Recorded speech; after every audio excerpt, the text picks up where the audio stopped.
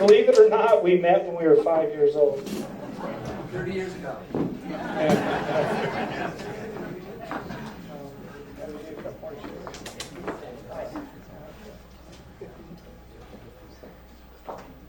We're getting rolling here. You want to say something?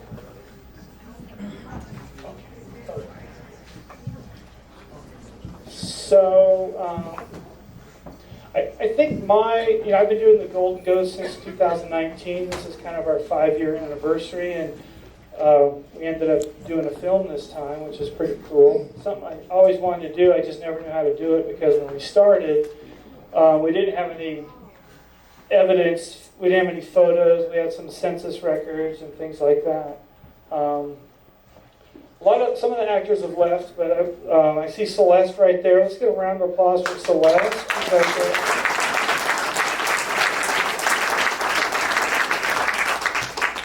All right, anybody else out there? Oh, Boo, there's a Boo. All right, Boo.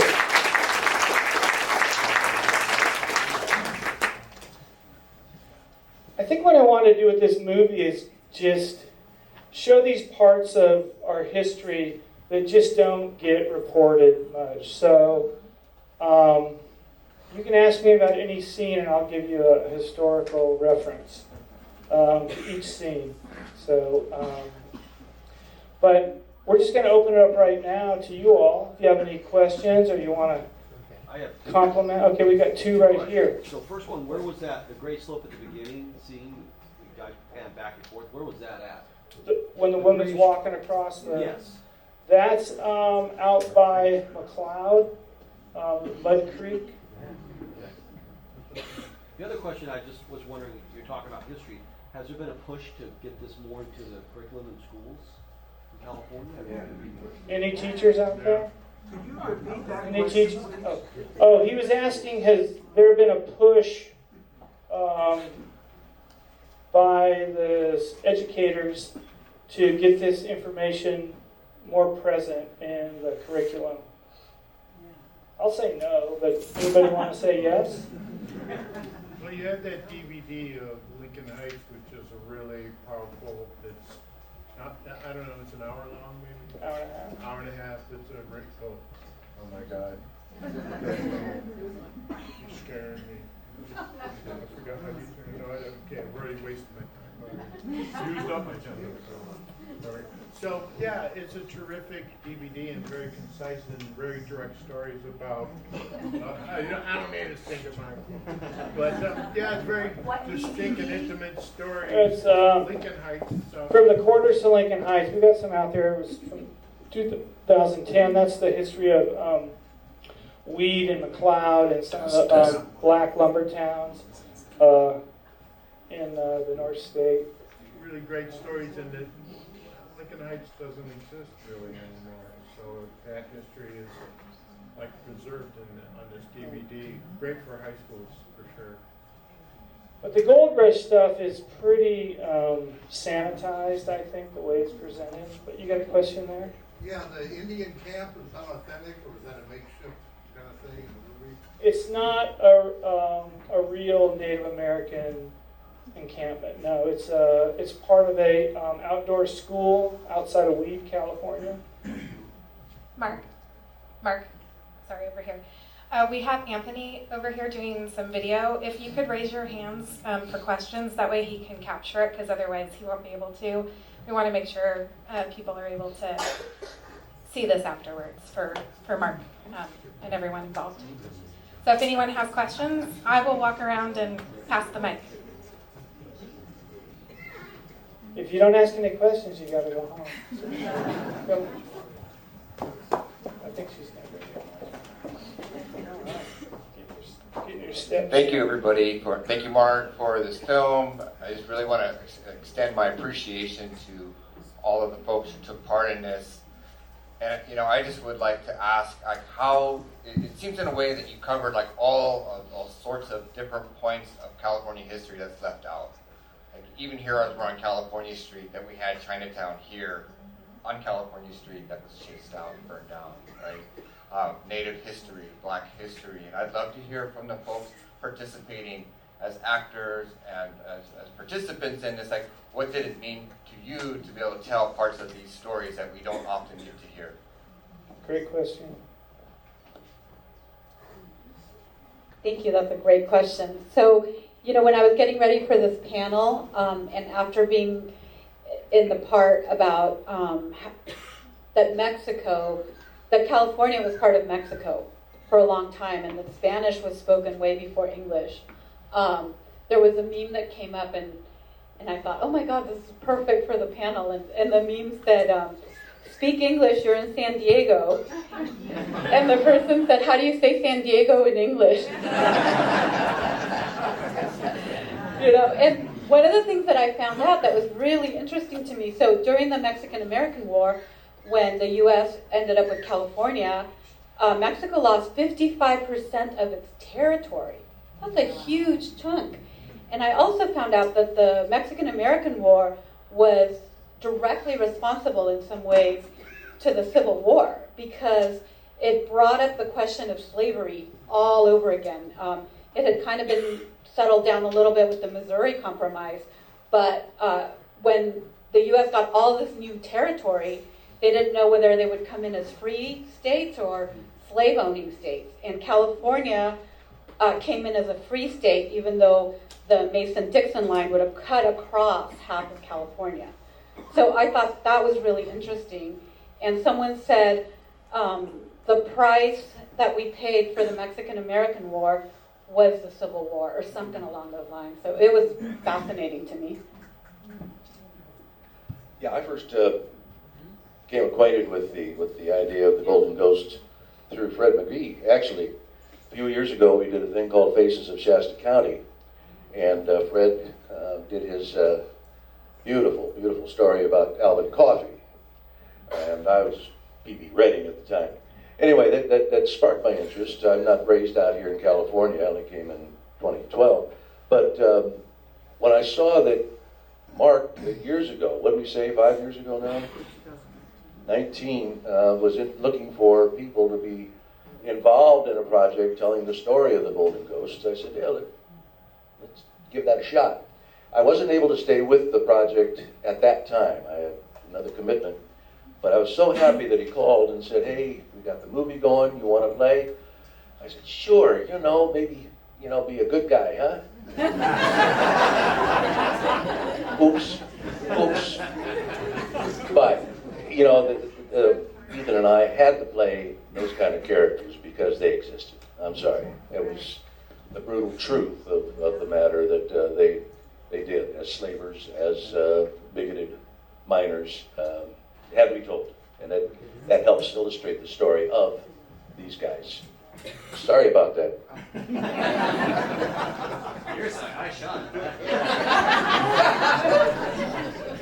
They were bad but good guys. But no, I guess Mark had to kind of talk me into this a few times. I was never acted before, but and he turned me on to Fred's part, Alvin Coffey, and that really scared me. I can't stand up there, but then I thought about it, Mark, you go, dude, come on, man, you got to effect, it's cool, man, but then really getting serious about it, you know what I mean, we stand on shoulders of great people, you know what I mean? And so to sit here and stand on those shoulders, you know what I mean? And it's time, it comes a time in your life you have to prepare your shoulders strong enough for you up and coming to stand. So I took this as a time and to represent something like a legacy, so I can leave to the young kids. And it's truth. It's not just for one community, one culture. It's for everybody, for all of us. Because the truth will set you free if you're willing to allow it to happen. But first, before I go any further, I'm so thankful to get to work with such talented people. I mean, such talented people.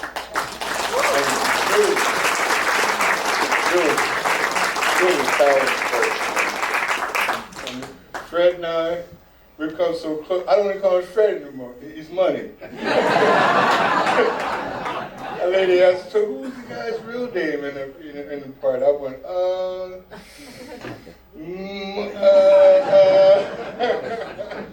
yeah, and that's how close we got. It was hard. It wasn't something easy. It was hard work. And I think to attest to everybody, the more we got involved, the more we realized how important it was.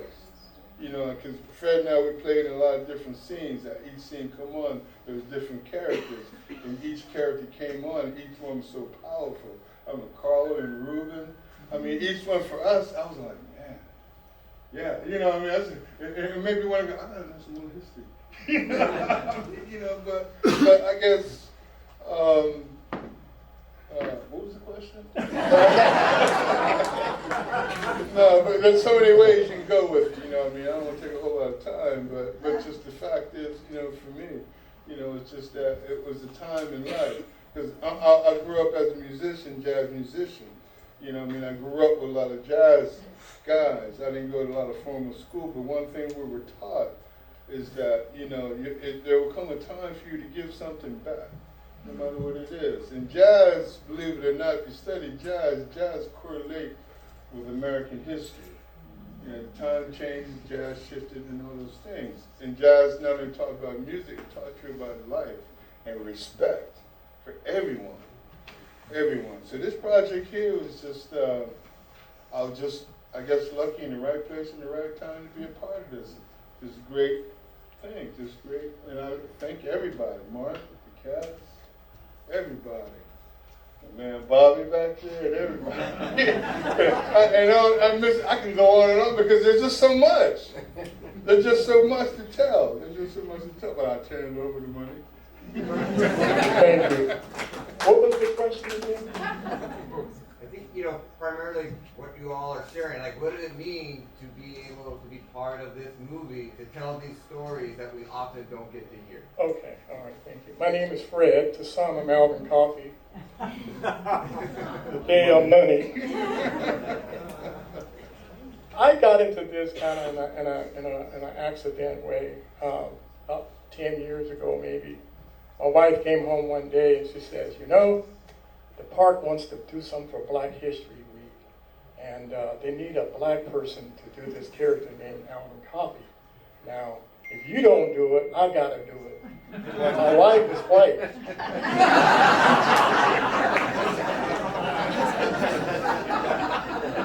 So I said, well, you know, I have never did anything like this before, you know. But she said, but you got to do it. If you don't do it, I got to do it.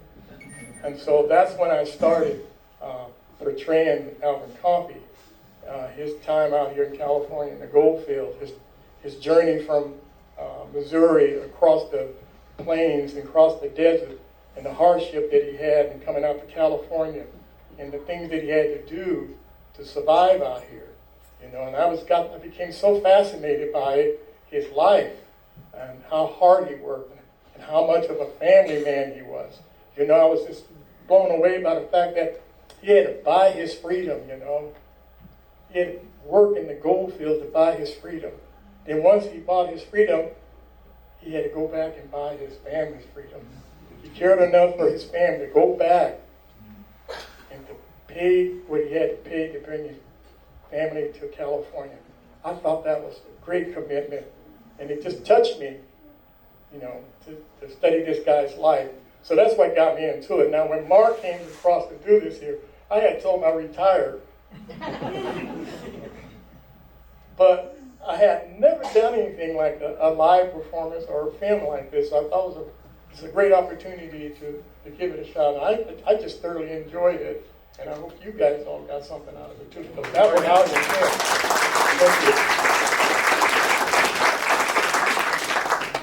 Hi, my name's Jeannie, and I live in the Bay Area, and the girls you saw on screen with me were my twin daughters.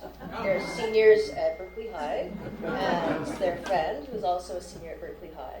And so when the idea came up that I would be it was Mark's friend, very good friend of mine. I'd been up to McLeod, where James and Mark had property several times, and then also worked up in Klamath Falls in the past, so I'm in the environmental sector. But when it came up that they needed a Chinese and Spanish speaking Asian person for a role, I said, okay, I'll do it. And then I read the script and I was like, ooh, I'm gonna pimp my daughter. and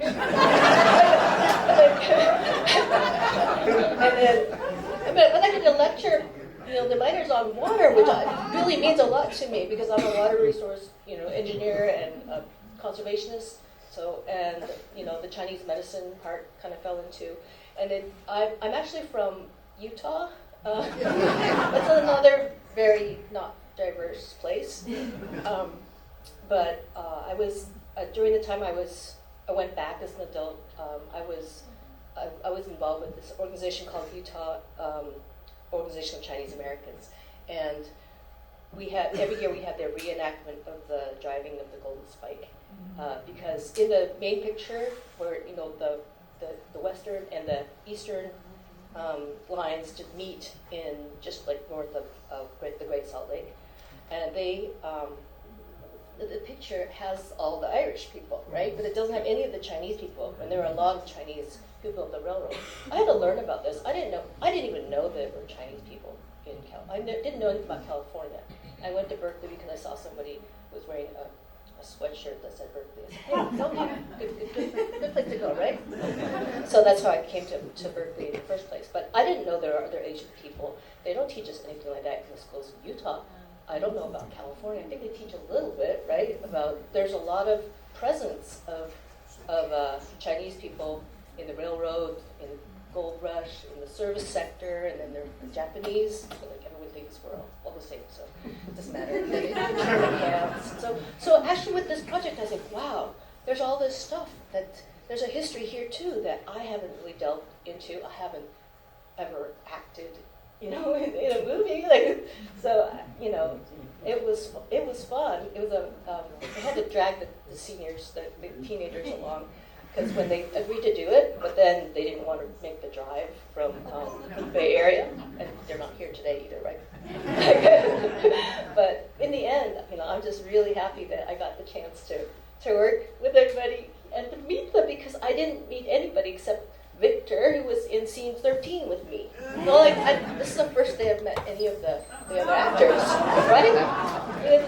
And to see the movie. And it's like, wow, these all came together, and I'm really impressed, and I'm happy to be part of it, even though I came about it very serendipitously, not from an acting background or intent, but it's meant a lot. It's meant a lot to me.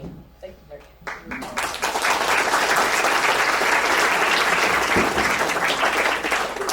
Yeah, so this one was ended up being very important to me for a couple of reasons. It started out as just another movie. I've done several in this area, and I started out with my scene partner John. He hit me up and he said, "Hey, we've been in this other movie. I know this guy Mark. He's got another movie. Do you want another role?" Like, yeah, whatever. Is he paying? And so then he said, "Okay, so here's the script. Read it through. See what you think. You don't really play a good character, so but I read it through, and I was very intrigued, because I am not from California. I'm originally from Alaska, and I was born and raised in Alaska. I lived there for 20 years, and we had a lot of gold rush stuff there, and we still do. There's still a lot of gold mining that happens in the Gold Valley north of Fairbanks, where I was born. And even though in Alaska, we have a lot of Native Alaskans, and a lot of their culture is very important to us, and we have all of their culture around us and their artwork, and it's very cool. But when we were learning about the gold rush in Alaska, it's still a lot of white history. That's all we really get to know about. It never really occurred to me that you couldn't have had that without the Native Alaskans and African Americans and everyone of other cultures coming and being a part of this. And so for me, it was really important to say, oh, that's right, we had that there, and they didn't teach us that. And this is something that needs to be understood more and needs to be talked about more and needs to be spread more. So when I read the script and saw the character, I thought, okay, no, this is very important. I don't care if you're paying anymore, please do, but you know, this is I need to be a part of this, and I'm very glad. Sorry for shooting you, but you know. Surprise to me She didn't want to sit next to me anymore. She's like, what do you mean you shot him? Scoot away. So I'm very glad that I got to be a part of this and to tell the history that needed to be told and to think about how that impacts myself and where I'm from and the history that hasn't been told there and should be. So.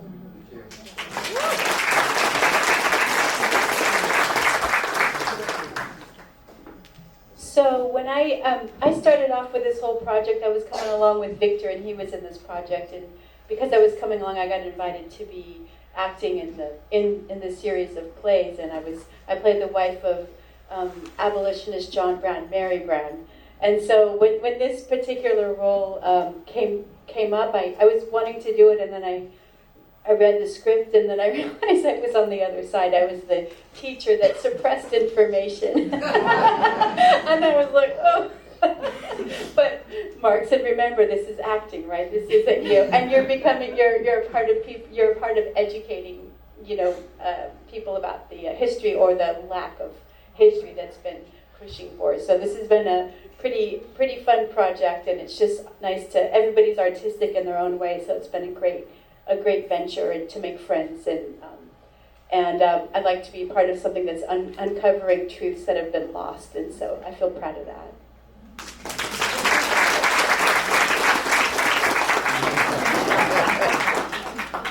Yeah. So you asked what it was like to represent things that aren't widely known. That was actually the reason I did this. I actually got a text from Mr. McAllister beforehand, which for me will always be you're good in my book already if you're good with Eddie. So we have that respect for Mr. McAllister. But yeah, so then we talked, and Mark was basically like, I want to make sure I'm doing this correct. I don't want to, stereotype. He's wanted it done right, and I appreciated that. And then from there it just snowballed. So it means a lot to represent the Native part of it. It actually meant a lot to get more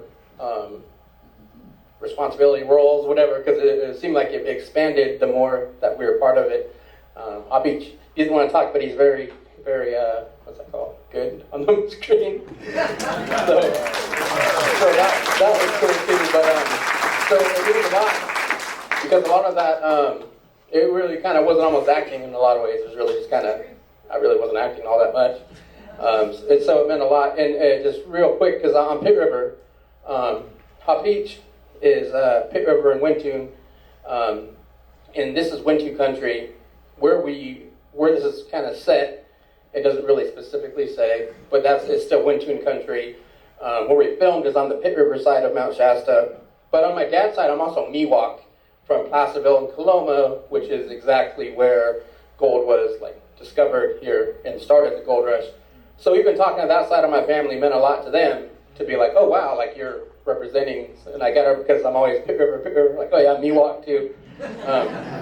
But it meant a lot, and that was actually the whole reason why we did this, so thanks again for inviting us.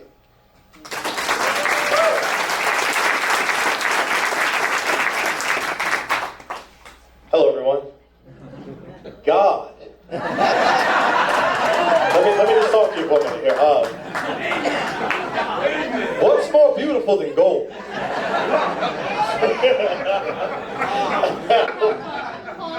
Right, there we go. I don't know if Mark told you about the donation, but my name is Bobby Millhouse. There you go. As you know, I played the preacher, the fake preacher, in the movie. But yeah, no, this project was awesome. I'd actually never done a project similar to this. I've done other film and TV things before, but when Mark and I met, I can't even remember the touch point, back in the fall, and he kind of pitched this project. We talked on the phone for 2 hours, which if you know Mark, that's actually pretty good amount of time that you're gonna be on the phone.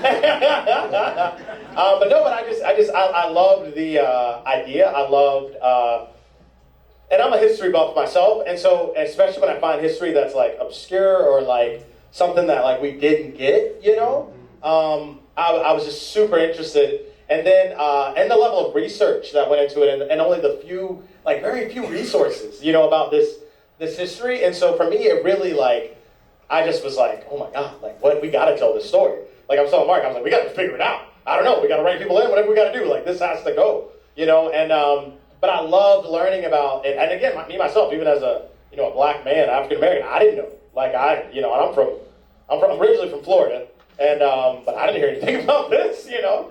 And so it was really cool. And then even with the character, and I think it was Sean, right, that wrote that character up. But I kind of like that idea to like be able to bring something like this. It is very serious. It is very important. But almost bring this like kind of comedic, gotcha, back to yeah, you know what I mean. Bring that back to it, and so yeah, so I loved it. I mean, this project actually ended up being a lot more. You know, not to bring us down, but during the filming, my mom passed away when we were doing this, and so we weren't even sure if I would be able to like make it in time so we could shoot.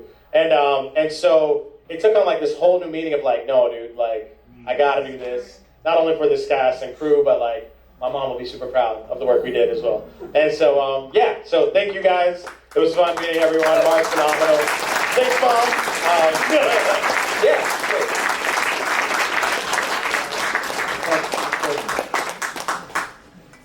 This young man in the back here, I know he's shy, very shy, but he was a strong inspiration to us all.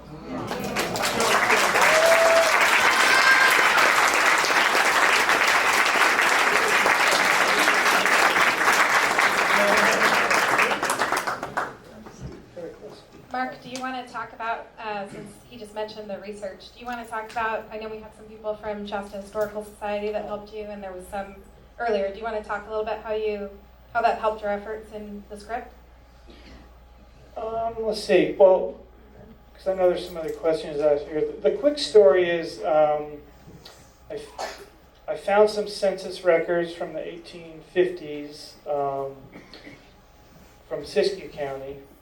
African American people out in Scott Valley, Klamath River, and I was like, what are they doing out there in 1850? And I wasn't really a gold rush kind of history guy, but I just kind of followed that up, and I think there was there's one book that was written in the 70s that's a very impressive book by Rudolph Lapp, I think it's called Blacks in the Gold Rush, and I was thinking about this guy going through every museum and library and all this research before the internet. You know, it's just kind of amazing. But he just compiled all these little, like a paragraph here, a couple sentences here. The part where the woman walks in the beginning, that's actually from a diary from these Mormons who said they were setting out on the trail across the Black Rock Desert, and they saw this black woman walk by, and all she had was a pot on her head. And so that's what I meant. Like all this stuff is kind of referenced from real stuff that I've read. And H.G. Wells, he wrote a book in 1880 because my daughter's nursery school teacher knew I was doing this project. She goes, look up this book, History of Siskiyou County, written in 1880 by this guy H.G. Wells. It's on archive.org. And so I went there, and she goes, look up, just put in the search Sons of Africa. And so I did that, Sons of Africa, and here's this story about these African Americans out on the Salmon River, and they were going to town to try to buy some food, and they got attacked by a grizzly bear. And then the author wrote, and then the Sons of Africa decided it wasn't a good day to go shopping. and so that book has like 9 references to African American people in the gold rush. And that's the only real written material from our area, Siskiyou County, and then of course Alvin Coffey his book was published. He was put into the Society of Pioneers in San Francisco, and how he got in there is a kind of interesting story. I won't tell it right now, but pardon? Go ahead. Oh, well, turns out the family who had owned his wife, they came out, and I think one of the relatives started the Society of Pioneers. Is that right? Yeah. And so I think one of the brothers said, "Oh, hey, Alvin, why don't we put your memoirs in the Society of Pioneers?" So that's why he's the only black person in the Society of Pioneers from that period. Just a little correction. They were registering anybody that came here from 1840 to 49ers. Anybody that came before or during the 49 were registered as a 49. Anything afterward, they weren't registered. But he came during the 1849.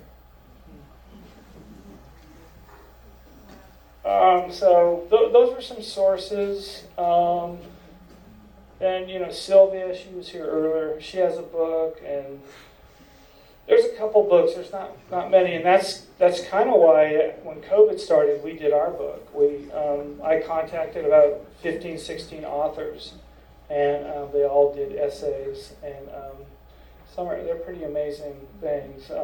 One of the essays kind of led me to Lewis's and Hapich role, because for the first time I really learned about the slave trade with Native American children.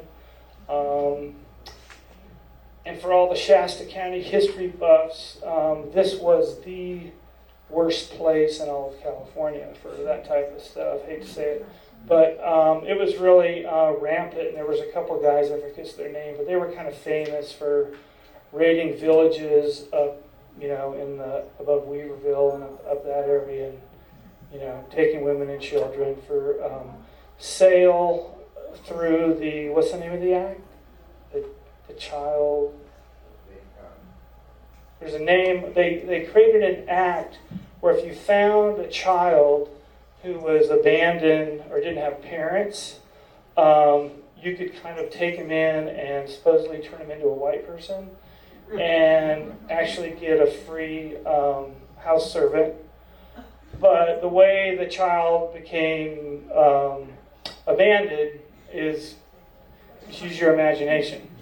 But it's a very ugly history. But I wanted to just, you don't ever hear about that. So The Indian Protection Act. The Indian Protection Act, right. So that's what you saw in the film. Those guys were being protected by John and Ethan.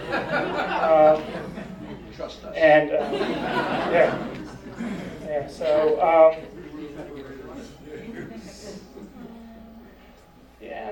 we should all know this stuff. On a lighter note, what was the inspiration for the saxophone? Well, I know you have a saxophone player that was featured, but how did that get incorporated in the story? Okay. Well, did you read at the end? Yes.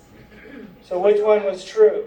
There was saxophones in California. Pardon? There was no saxophones in California. Right, so the short story of that is when Victor and I wrote his piece for our play, at the end, he says, you may be wondering why I have a saxophone in the Gold Rush when they weren't really even here.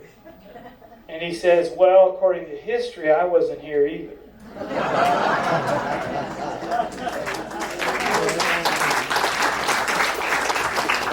I'm sorry, I'm up here with the mic. I don't know if I can jump the line really quick. Sorry, so I just wanted to say I love the actors playing two generations or three, or can't do the math, but 3 or 4 generations apart. So I was kind of curious about your intention there.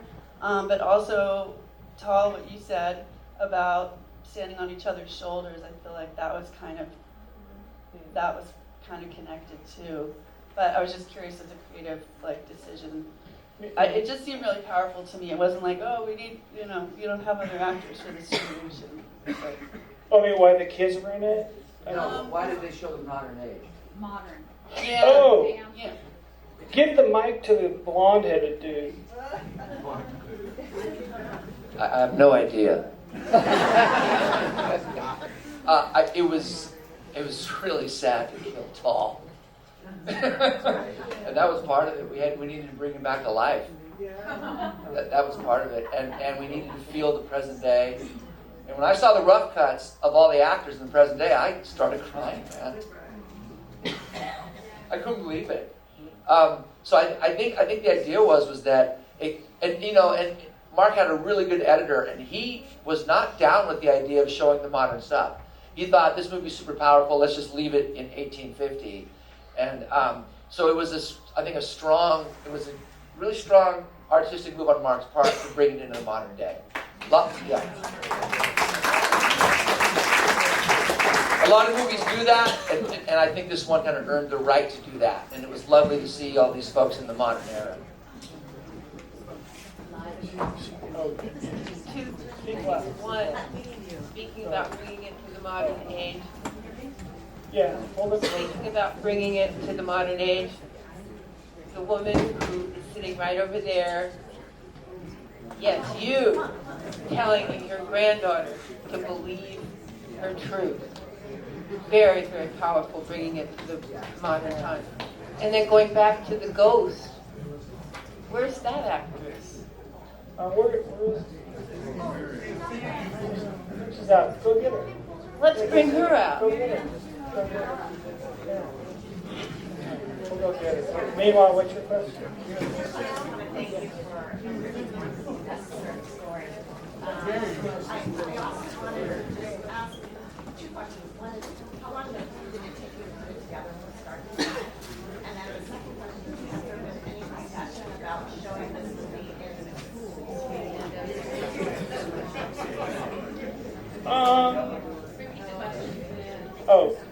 If you want to know how long it took to make the movie. Yes, I had two questions. Yeah. How long did it take to put the movie together from start to finish? And has there been any discussion among your group or for the idea of talking to school districts? Yeah. Okay. This one sitting right here, Michaela, her and I both got these really wonderful grants from the California Arts Council this year and 18th Street Art Center in LA. And when did we get the money? So we finally, we were 18 finalists, and so my proposal was to make a film. And I kind of had it all sketched out, but I don't think I had finished the script totally. So once we finally got the money, I kind of worked really hard finishing the script. Sean really helped me a lot, just getting the script all done. And then I think we did some shooting in August, September, maybe the last one in October, and so it got its final edit, maybe like a month ago or something like that, or 3 weeks ago, or in a way, I don't know, it's kind of fast, really. How long did it take you to edit the whole film?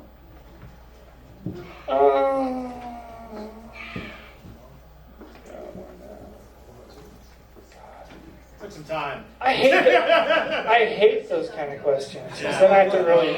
I think all in all, maybe 3 months. So it was probably about 3 months. So my buddy, it's Zappy Bear Productions. My buddy Joel Blacker down in Los Angeles. He did the editing for us, and so it was about 3 months, probably all together. But again, there was a lot of back and forth, right? Because when you're in that, especially on anything post, it's also like that other end of the creative process that a lot of people don't get to see. Where if you have a good editor, they will go back and forth with you about, hey, what's the story that you're trying to convey here? What is it that because essentially, like actors, we can do stuff all day, but the control is actually in post because they can cut stuff out, leave stuff in, what have you. So there was a lot of going back and forth with Mark and Joel. I would get the text messages, be like, man, Mark, we're going to put this thing in here still. And I was like, but don't tell me anything. Just do what he asks. Do what he says. Yeah. But then I'm really happy with what you guys landed on. But that took about 3 months to get there. We did it on Zoom. But there's another programmer. He would do a rough cut, send it to me, and I could put comments, into the on the timeline. And we kind of did that about 20 times. I don't know. Yeah, and then phone calls and etc. But then it's also too trying to not rope someone, but get someone to see the story that it is that you're trying to tell. And however the chips landed, I think we got the best product. Wait, hold on one second. So you had a question for Miriam. Did you have a question for her? Just wanted her acknowledgement. Oh, okay.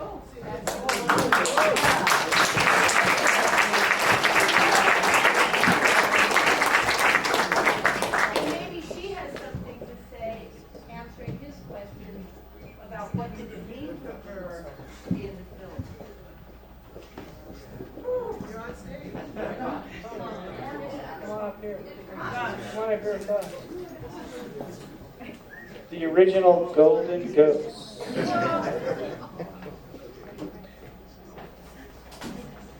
Wow. Gosh.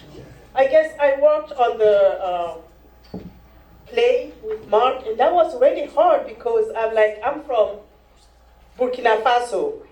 Okay, I really didn't participate to that story, so that was hard. So we had to find a way to weave it in by telling the story of the humanity. So this one, I happened to just, how would I say, fall into it because my daughter was doing it. And they wanted someone walking without holding something on their head. And I grew up doing that, carrying stuff above my head. So I'm like, okay, I have that talent.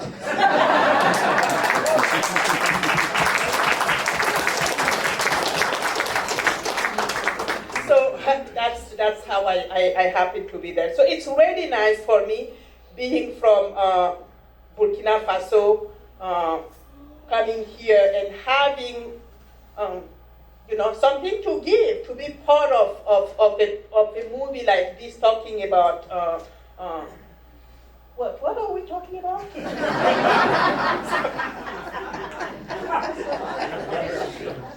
History, African American, and it's really hard to be moving it's emotionally, it's like, well, I'm black, I'm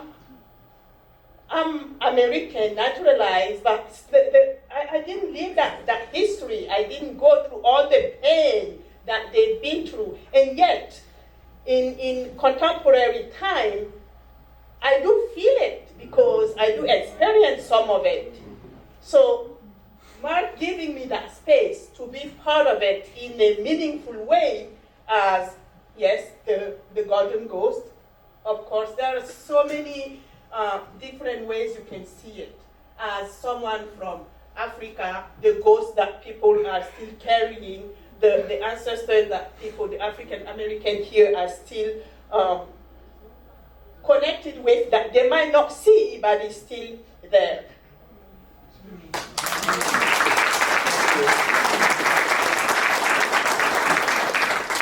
So I mean, you probably caught, in the metaphor of the film, she goes back into the cave, just keeping that metaphor and that concept alive, under the earth.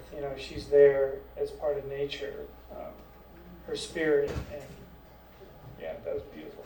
Back in the red, you had a question?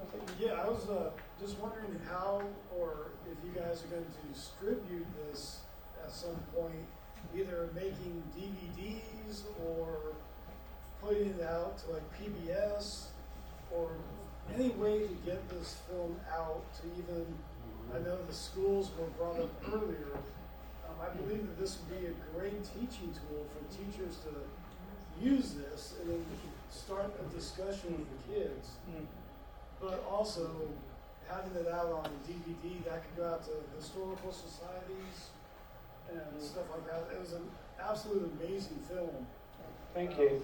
I'm a California historian, and I do a lot of stuff with the ethnics of California, and absolutely loved it. Great.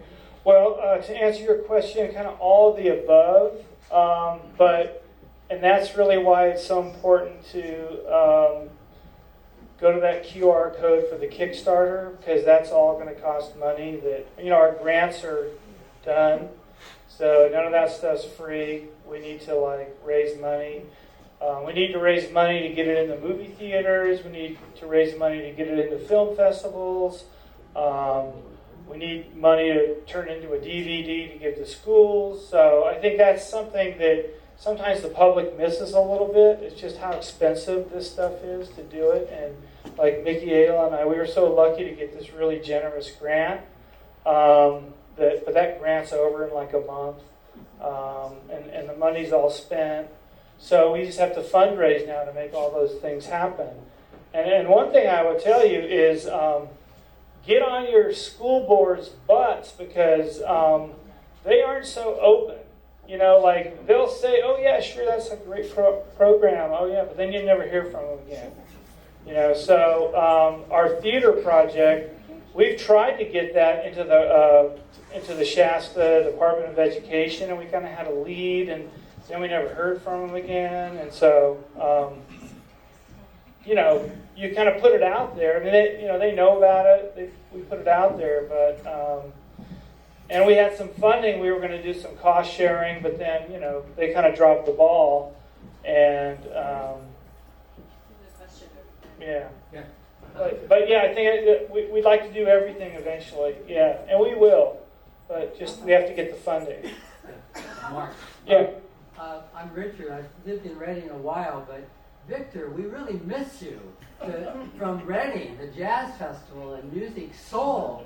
I think it's so powerful what you believe, what you live, and so and how we can keep that going and get back to Reading. Well, tell those promoters to hire me. The Jazz Festival, we love you here. Yeah, we love to come. We love to come down here, But just if they feel the need, they feel the want from, they'll call me. Well, you keep it going. I'll keep it going as long as I can live. Dunsmuir is not that far away. You can go up and visit Pops for him. It's a lot cooler up there too. It's a lot cooler too. Anybody else out there? Right there. I'm wondering if the site at the end, the gold mining site, if that's an actual place, if it's around deed, if it's historically protected, where the girl is with her great grandfather again. Oh, that mine shaft. It's the Wairika. That's actually they have a little fake mine shaft at the Wairika Museum. Okay, that's what I was curious. They kind of bracketed that so you didn't really, so it looked like it was out in the woods. Siskiyou Historical something, yeah. More questions, or are we one way in the back? I just have one comment. I thought that the soundtrack was fabulous. And I thought especially the saxophone really added to the story element. It kind of propelled things along. And it was just like when you hear the saxophone and it was just a scene and there wasn't any, wasn't dialogue like out in the woods or something like that. It was just such a presence, Yeah. And I think it kind of give it, there's like an element of fairy tale to it to tell the story. And I just thought it was great. Thank you.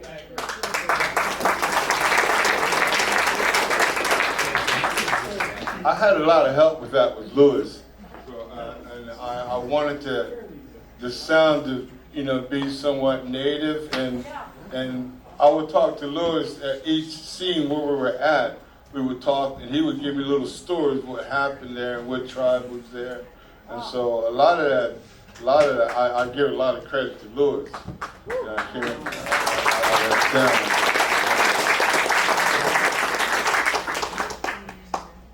I will say that when I unfortunately take your saxophone, that is a tricky instrument, my friend. I grew up playing music, but I'd never held a saxophone before, and I was sit there watching him play, and because he's actually playing, when we're there in the woods, he's got it, he's going at it, and we hung out at Pops up there. And I was like, oh, look at you, there's some buttons and you blow into the thing. Okay, that's fine, I can do that. Because even though, we had a second saxophone that we could kind of swing around and bang around without damaging his actual beautiful instrument. I actually I was like, I wonder if I can get like some notes out of this or something. Oh no, man, you have some incredible talent, my friend. That was a great pleasure. It took a while. I started junior high. I didn't want to. My mother kind of made me do it, and keep me out of trouble. I was one of those little she saw me going the wrong way probably. She's not here in body, but I thank her every time I get the opportunity to play saxophone. So you can follow me on Alice and I on our website and see where we're at and see where we're playing at. But see, it's a thing. Music is such a healing thing. Sometimes we can put barriers. It could be, it's country, is it jazz, is it rock and roll, or is it that? It's music. That's what it is. It's music. It's music. When it's played right, you play it for healing purpose. You play out of love. You play out of your soul. And if you want to come and hear that, just come hear me live and tell these promoters to hire me. And if you know any teachers or schools, they can get a hold of us as well. Way in the back there, somebody?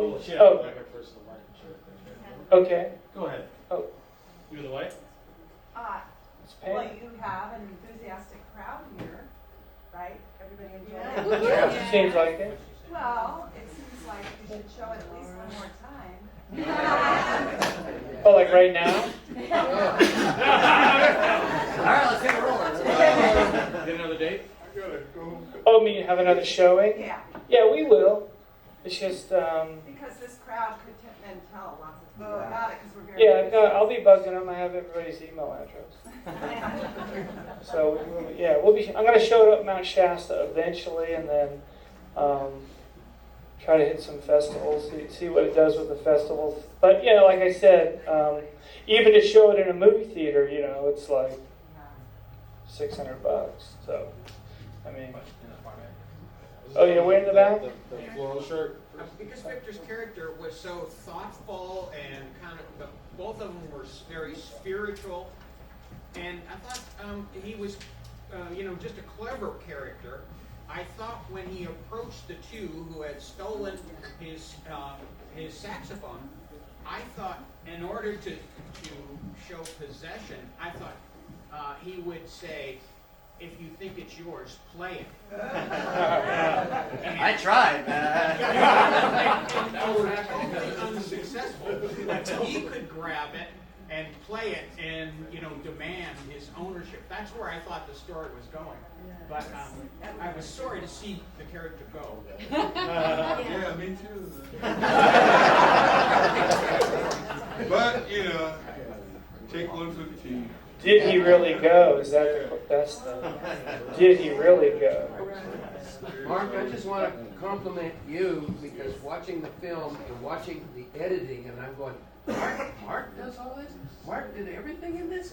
I couldn't believe it. Thank you. Well, I think, it's a testament to the story. They all believe in the story, and they all believe that it's important to get that story out there, that's never been told. So, but Can I add something? The acting is really hard. I had no idea how hard it was. I thought, you see a movie and you go, oh, you just say a bunch of lines. No, it was super complicated. Like my little scene took forever. And I was so thankful that I was not the main character and had to learn all those lines. I just want to say it's way harder than it seems, and I gave them credit. I was so exhausted just from doing that one little scene for 2 days. John Sears in the back. Yeah, I just wanted to say that there was a a lot about this movie that was very touching for me, specifically as someone who was part Pit River ancestry. There's a lot of, we were talking about the Indian Protection Act and Indian children being kidnapped. My grandma's great-grandma had that happen to her. And so for me, seeing that scene where he's tied up and they're getting ready to sell him, that's very personal. So it was very moving. Just the family horror stories of what happened after that. So I just wanted to thank you for talking about these parts of history that don't always get talked about. Thanks a lot.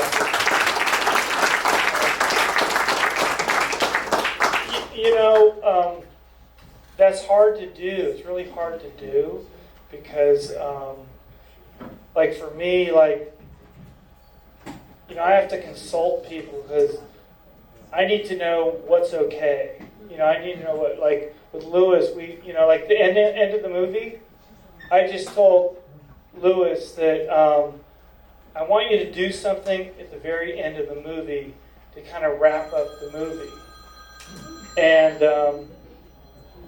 I just told Lewis, I said, just do what you think's right, And so that whole ending piece, Lewis kind of developed that all by himself. Yeah. I mean, we didn't talk about it or anything. I just trusted he was going to do the right thing, And so, because I'm working with the African American people, John and Ethan using the N-word, I don't write that stuff just that freely. I have to talk to Victor and Fred, and it's like, does this feel right? I know historically some of the stuff is right, but I just, I got to get their approval, right? They're the actors, so it's a very, it's a complicated process, to telling these things that are difficult, to hear for a lot of people, So I appreciate you bringing that up, though, and because it's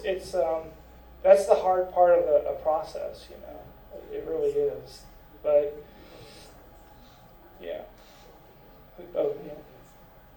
I recently met a Yurok gentleman whose byline is teamwork makes the dream work. And I was reminded of that when we were talking about how important it is to hold space for the whole thing to work. Yeah. Yeah, it's very important. Very important. Oh yeah, I've made movies just by myself, like just a documentary. I just go out and interview people and shoot, and then I go home and edit it. I've done that a bunch, but like something like this. At first, I wanted to shoot it all myself, but kind of the grant we got, they wanted us to hire people, kind of spread the money around. So I had to find the right person, and just all the people that participated. I could never do something like this by myself. So yeah, it does take a whole village, to put something like this together. And you're all part of it.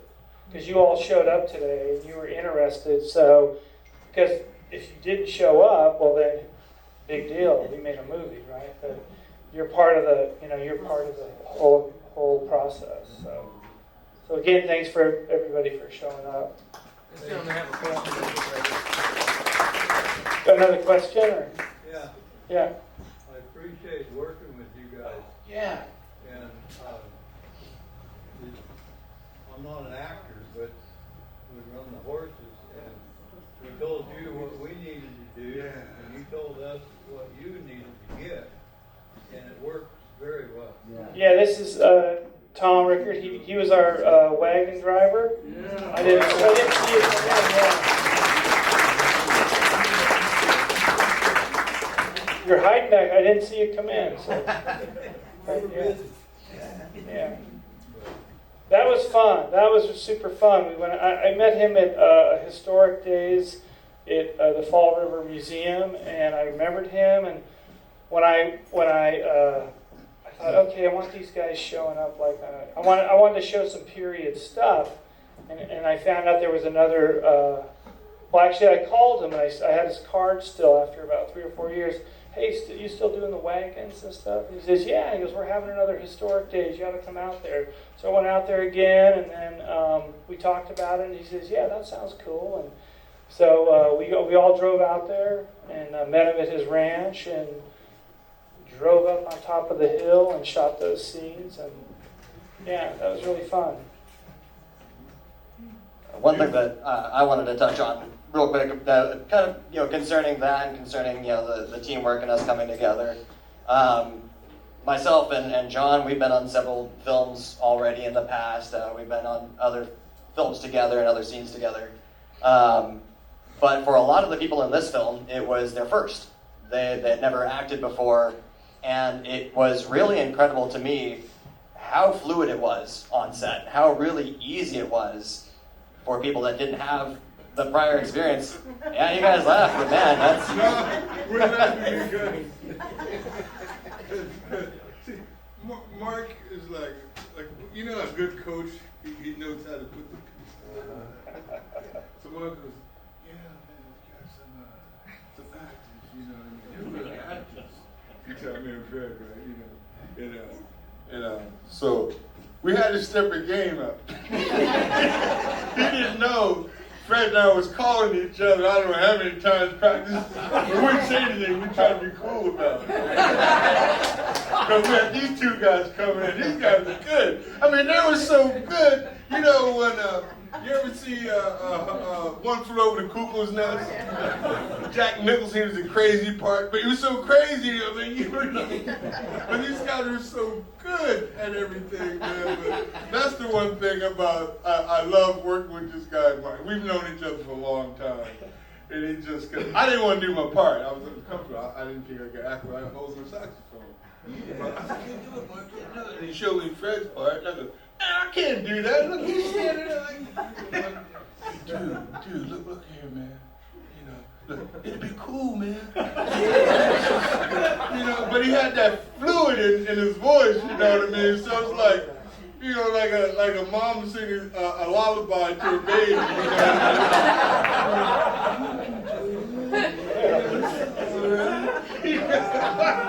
But it was just amazing the way he had pieced everybody together, all of us.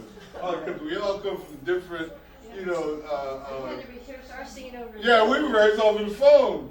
And then she was so much better than me. I'm like, Jesus, man, how am I? She played the part. I didn't see her. She was like a regular person. Then she put the makeup on. And I go, and she looks up at me, right, in that scene. I was like,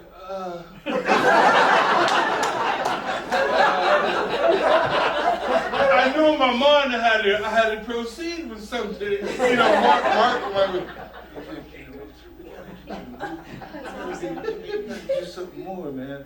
And I'm like, man, I'm lost in the moment. There was another guy off to the right. You didn't see cut this guy out. He was like this dude. He had wild hair. And he had these black rings around his eyes and stuff, right? He was off to the right. And I couldn't focus him out of my mind. And then she looks up, she goes, oh. I just went to a whole nother level. It was fun, though. I had such a great time. Yeah, I want to share a funny story. So, I wore a black wig and my costume, and some people didn't even recognize me. And the first time we shot, we were out at Pluto Caves, if anybody knows where Pluto Caves is. And it's kind of it's become very popular in the New Age circles, right? So I'm getting my stuff out of the car. I'm waiting for Mark and everybody else to show up. And these two ladies are looking at me, and I can tell they're tourists. They tell me they're from Utah. And they're like, we thought you were a real witch. And you were here to do a ceremony. And I was like, only in Mount Shasta would you get this.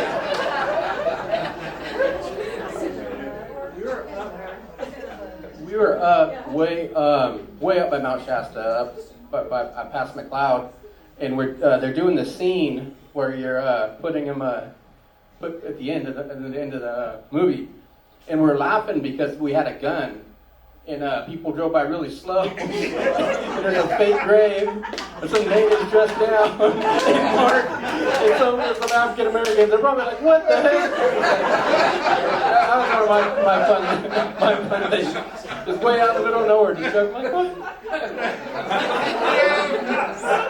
I have another funny story like that. So the very first day, Todd, the camera person, he actually used to live in Ashland. That's how I knew him. Then he moved to San Francisco, and then he went out to help his brother in North Carolina. So he just flown in from North Carolina. We had the first scenes we were going to go do, and we were going out to this Cabin Creek outside of McLeod.